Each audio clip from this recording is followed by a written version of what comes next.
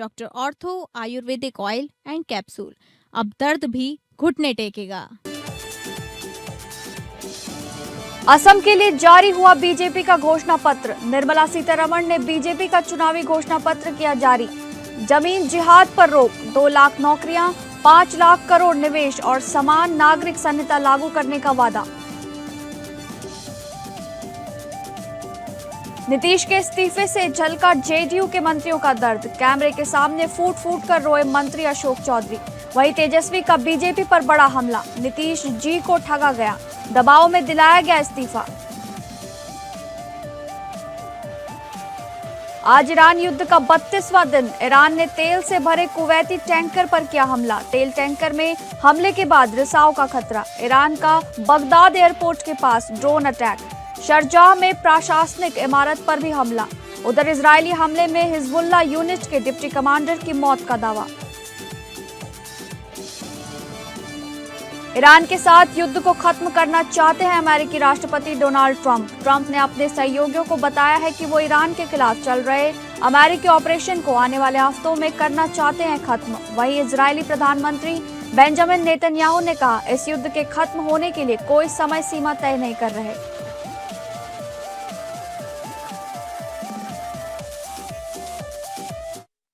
नमस्कार, आप सभी का स्वागत है टॉप अपडेट में। मैं हूं आपके साथ शालिनी राणा। शुरुआत करेंगे टॉप अपडेट की। ईरान और अमेरिका इजराइल के बीच जारी युद्ध का आज 32वां दिन है और हालात लगातार और गंभीर होते नजर आ रहे हैं। ईरान ने दुबई के पास एक कच्चे तेल के टैंकर पर हमला कर उसे आग के हवाले कर दिया, जिससे खाड़ी क्षेत्र में तनाव बढ़ गया है। वहीं सऊदी अरब के अल खारज में ड्रोन हमले से एयर डिफेंस सिस्टम को नुकसान पहुंचा। हालांकि कोई हताहत नहीं हुआ। इराक में बगदाद एयरपोर्ट के पास अमेरिकी ठिकाने और यूएई के शारजाह में भी ड्रोन हमलों की खबर है। इजराइल में यरूशलेम समेत कई जगह धमाकों से दहशत फैल गई, जहां एयर डिफेंस सिस्टम सक्रिय है। इसी बीच ईरान ने अमेरिका MQ-9 रीपर ड्रोन मार गिराने का दावा किया है। उधर डोनाल्ड ट्रंप ने युद्ध खत्म करने के संकेत दिए हैं, जबकि इजरायली पीएम नेतन्याहू ने बिना संयम सीमा के युद्ध जारी रखने की बात कही है, जिससे हालात और तनावपूर्ण बने हुए हैं। प्रधानमंत्री नरेंद्र मोदी आज गुजरात दौरे पर पहुंचे, जहां उन्होंने गांधीनगर के कोवा गांव में श्री महावीर जैन आराधना केंद्र में सम्राट संप्रति संग्रहालय का उद्घाटन किया। ये संग्रहालय सम्राट अशोक के पोते सम्राट संप्रति को समर्पित है, जिन्होंने जैन धर्म और अहिंसा के संदेश को फैलाया था। संग्रहालय में 7 गैलरियों के जरिए प्राचीन पांडुलिपियां, दुर्लभ कलाकृतियां और ऐतिहासिक धरोहरों को प्रदर्शित किया गया है। इसके बाद पीएम मोदी ने वाव थराद में करीब 20,000 करोड़ रुपए की विकास परियोजनाओं का भी शुभारंभ किया। इन परियोजनाओं में सेमीकंडक्टर प्लांट, रेलवे और शहरी इंफ्रास्ट्रक्चर से जुड़े बड़े काम शामिल हैं। पीएम मोदी के इस दौरे को गुजरात के औद्योगिक और सामाजिक विकास के लिए अहम कदम माना जा रहा है। असम विधानसभा चुनाव को लेकर भारतीय जनता पार्टी ने अपना संकल्प पत्र जारी कर दिया है, जिसमें बड़े निवेश और रोजगार पर खास फोकस किया गया है। गुवाहाटी में आयोजित कार्यक्रम में केंद्रीय वित्त मंत्री निर्मला सीतारमण ने मुख्यमंत्री हेमंत बिस्वा शर्मा और प्रदेश अध्यक्ष दिलीप सैकिया की मौजूदगी में घोषणा पत्र जारी किया। पार्टी ने सत्ता में आने पर 5 लाख करोड़ रुपए के निवेश, 2 लाख रोजगार और समान नागरिक संहिता लागू करने का वादा किया है। साथ ही लव जिहाद और जमीन जिहाद पर सख्त कार्रवाई की बात कही है। बाढ़ मुक्त असम के लिए शुरुआती 2 वर्षों में 18,000 करोड़ रुपए खर्च करने का भी ऐलान किया गया है। बीजेपी ने 1 डिस्ट्रिक्ट 1 मेडिकल कॉलेज जैसे लक्ष्य तय कर प्रदेश के समग्र विकास का रोड मैप पेश किया है।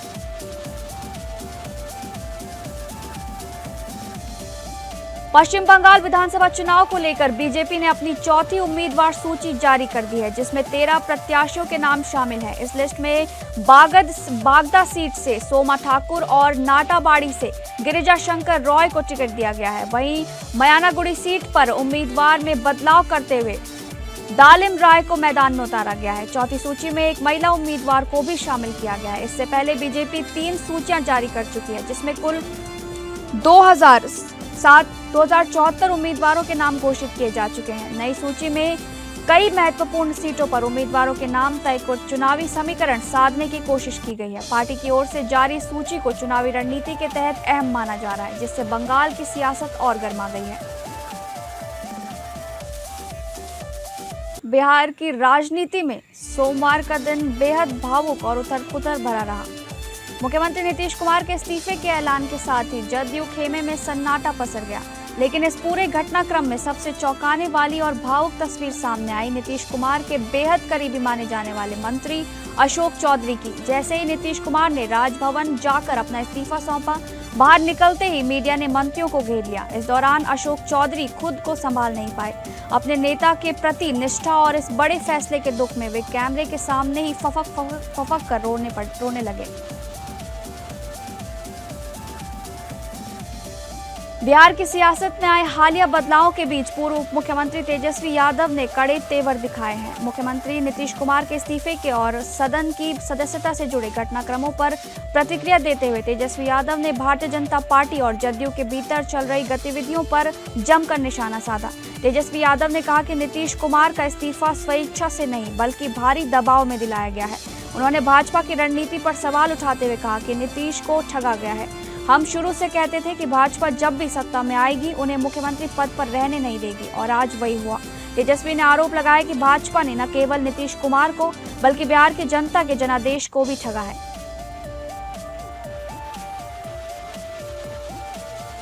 उत्तर प्रदेश के उप मुख्यमंत्री ब्रजेश पाठक अयोध्या पहुंचे, जहां उन्होंने राम जन्मभूमि और हनुमानगढ़ी में दर्शन पूजन किया और भाजपा नेता विशाल मिश्रा ने उनका भव्य स्वागत किया।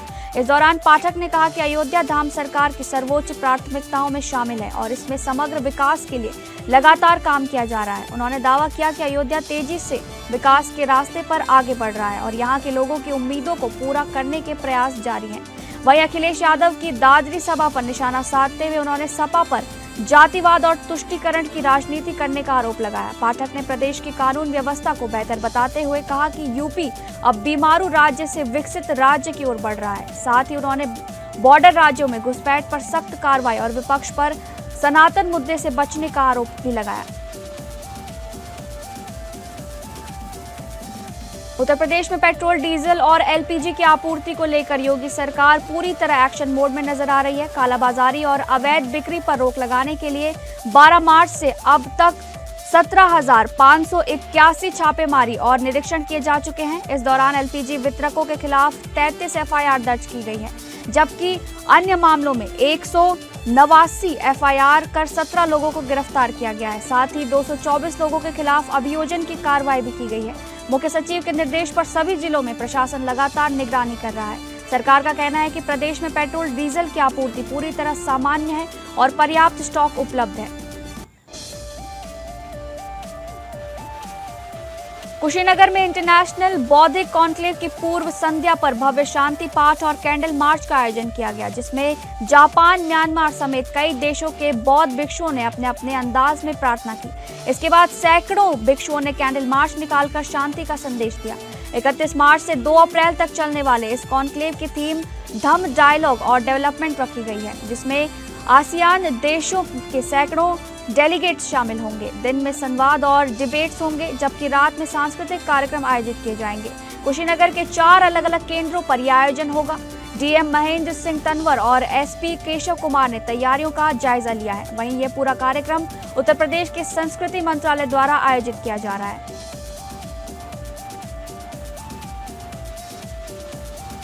उत्तर प्रदेश में प्रशासनिक फेरबदल के तहत 27 आईपीएस अधिकारियों के तबादले किए गए हैं, जिससे पुलिस महकमे में हलचल तेज हो गई है। चंद्र प्रकाश को आईजी सिक्योरिटी उत्तर प्रदेश की जिम्मेदारी सौंपी गई है, जबकि राजेश द्विवेदी को 38वीं वाहिनी पीएसी अलीगढ़ का सेना नायक बनाया गया है। श्याम नारायण सिंह को एसडीआरएफ लखनऊ का सेना नायक और प्रबल प्रताप सिंह को डीजीपी मुख्यालय में एसपी क्राइम की जिम्मेदारी दी गई है। वहीं विद्यासागर मिश्रा को 11वीं वाहिनी पीएससी सीतापुर और राजेश कुमार द्वितीय को 44वीं वाहिनी पीएससी मेरठ का सेना नायक नियुक्त किया गया है। इसके अलावा आदित्य लांगे को फिरोजाबाद का एसपी और अमित कुमार आनंद को लखनऊ पुलिस कमिश्नरेट में डीसीपी बनाया गया है। बाराबंकी के टिकैतनगर क्षेत्र में हुए सनसनीखेज हत्याकांड के बाद प्रदेश के श्रम मंत्री अनिल राजभर पीड़ित बबलू राजभर के घर पहुंचे और परिजनों से मुलाकात कर उन्हें ढांढस बंधाया। मंत्री ने आरोपी के खिलाफ सख्त कार्रवाई और परिवार को आर्थिक सहायता दिलाने का भरोसा दिलाया है। गौरतलब है कि बबलू राजभर की सिर काटकर निर्मम हत्या कर दी गई थी, जिसने पूरे जिले को झकझोर दिया है। परिजनों ने आरोपी पर अमानवीय कृत्य के गंभीर आरोप लगाए हैं, जिससे लोगों में आक्रोश का माहौल है।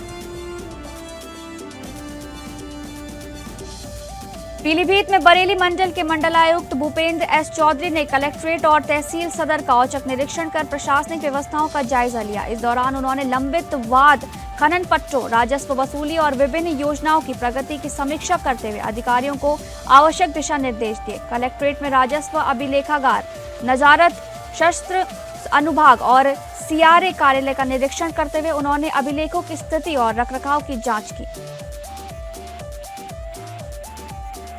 अकबरपुर कोतवाली क्षेत्र के सदरपुर गांव में जमीनी विवाद को लेकर दो पक्षों के बीच जमकर मारपीट का मामला सामने आया है, जिसमें आधा दर्जन लोग घायल बताए जा रहे हैं। बताया जा रहा है कि निर्माण कार्य रुकवाने को लेकर शुरू हुआ विवाद देखते ही देखते हिंसक झड़प में बदल गया और दोनों पक्षों के बीच लाठी डंडे चलने लगे। इस दौरान जमकर गाली गलौज और मारपीट का वीडियो भी सोशल मीडिया पर वायरल हो रहा है। सूचना मिलते ही पुलिस मौके पर पहुंची और हालात को काबू में किया गया।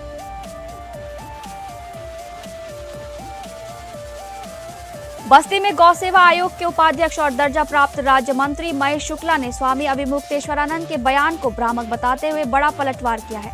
सर्किट हाउस में आयोजित प्रेस वार्ता के दौरान उन्होंने कहा कि प्रदेश में गौवध पूरी तरह प्रतिबंधित है, ऐसे में गौ मांस निर्यात की बात निराधार है।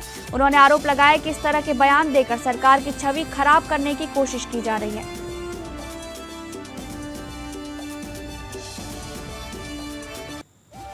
झांसी के गुरसराय थाना क्षेत्र के ग्राम अडजरा से एक दिल दिला देने वाली घटना सामने आई है, जहां घर के बाहर खेल रहे 2.5 साल के मासूम मयंक पटेल को गांव के ही एक ट्रैक्टर ने कुचल दिया और मौके पर ही उसकी दर्दनाक मौत हो गई।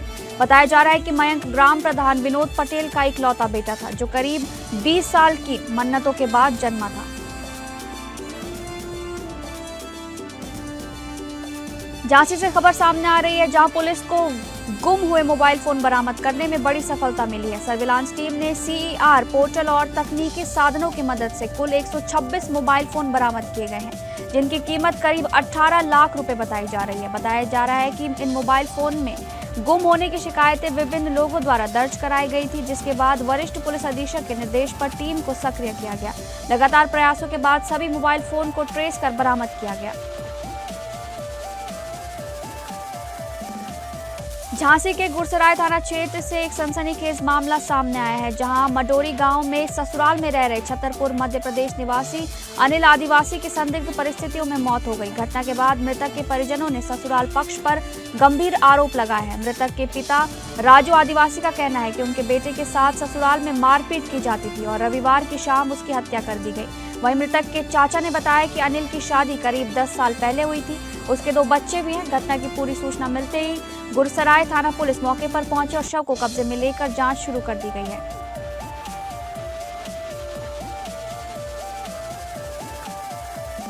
कानपुर के कल्याणपुर क्षेत्र के गोवा गार्डन स्थित एक अपार्टमेंट में सेप्टिक टैंक की सफाई के दौरान 2 सफाई कर्मियों की मौत हो गई है। के मामले में राष्ट्रीय सफाई कर्मचारी आयोग ने कड़ा संज्ञान लिया है। आयोग के उपाध्यक्ष हरदीप सिंह गिल ने मौके पर पहुंचकर पीड़ित परिवार से मुलाकात की और घटनास्थल का निरीक्षण कर अधिकारियों से पूरी जानकारी ली। उन्होंने बताया कि प्रारंभिक जांच में ठेकेदार की गंभीर लापरवाही सामने आई है, जिसके आधार पर एफआईआर दर्ज कर ली गई है।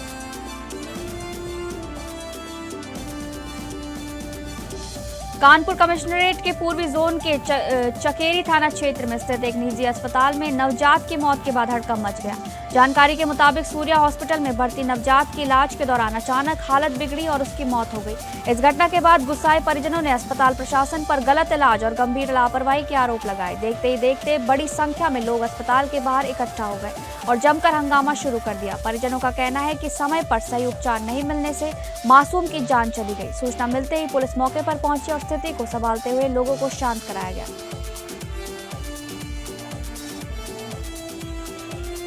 कानपुर कमिश्नरेट के बजरिया थाना क्षेत्र के बेकनगंज इलाके में उस समय अफरा तफरी मच गई जब एक जर्जर मकान अचानक भरभरा कर गिर पड़ा।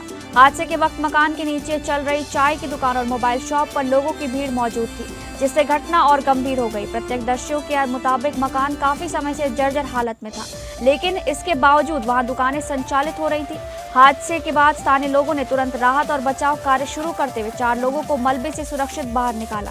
सूचना मिलते ही बजरिया थाना पुलिस मौके पर पहुंची और बचाव कार्य को तेज कराया। घायलों को जिला अस्पताल भेजा गया है, जहां उनका इलाज जारी है।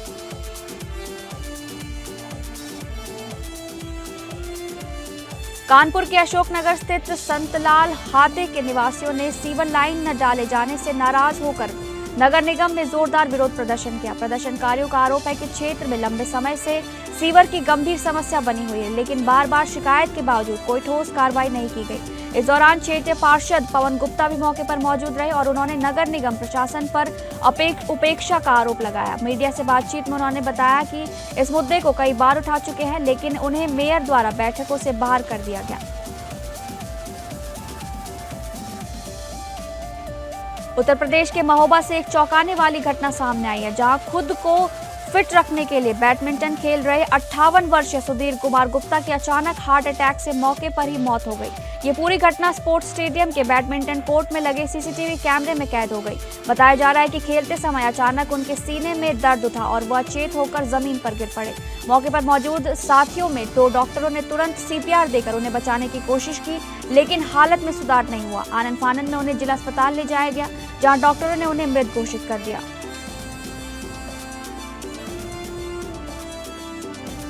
मैनपुरी के भोगांव थाना क्षेत्र के चौधरी मोहल्ले में उस समय हड़कंप मच गया जब तालाब के पास खड़े पेड़ों में अज्ञात कारणों से भीषण आग लग गई।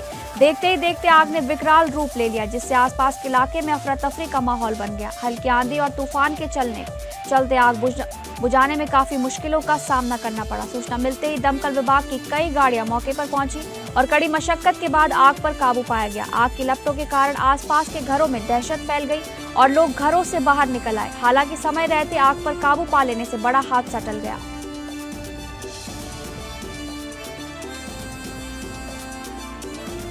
आईपीएल 2026 में राजस्थान रॉयल्स ने चेन्नई सुपर किंग्स को हराकर शानदार और एकतरफा जीत दर्ज की है, जिसमें 15 साल के वैभव सूर्यवंशी ने अपनी विस्फोटक बल्लेबाजी से सभी को हैरान कर दिया।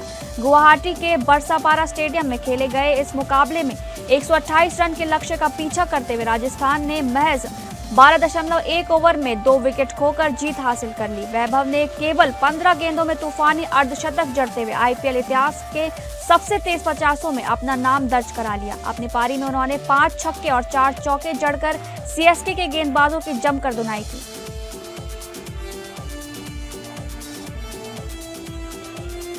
बॉलीवुड से खबर सामने आ रही है, जहां रणबीर कपूर स्टारर और नीतीश तिवारी के निर्देशन में बन रही फिल्म रामायणा का टीजर 2 अप्रैल को रिलीज होने जा रहा है। खास बात यह है कि इस टीजर को सेंट्रल बोर्ड ऑफ सर्टिफिकेशन से हरी झंडी मिल चुकी है। करीब 2 मिनट 48 सेकंड लंबा ये टीजर हर उम्र के दर्शकों के लिए उपयुक्त बताया गया है। हनुमान जयंती के खास मौके पर रिलीज होने जा रहा ये टीजर दर्शकों के लिए किसी तोहफे से कम नहीं होगा। फिल्म में रणबीर कपूर भगवान राम के किरदार में नजर आएंगे, जिसकी पहली झलक का फैंस बेसब्री से इंतजार कर रहे हैं। सोशल मीडिया पर टीजर का सर्टिफिकेट पहले ही वायरल हो चुका है, जिससे उत्सुकता और बढ़ गई है। अब देखना दिलचस्प होगा कि ये फिल्म दर्शकों की उम्मीदों पर कितना खरा उतरेगी।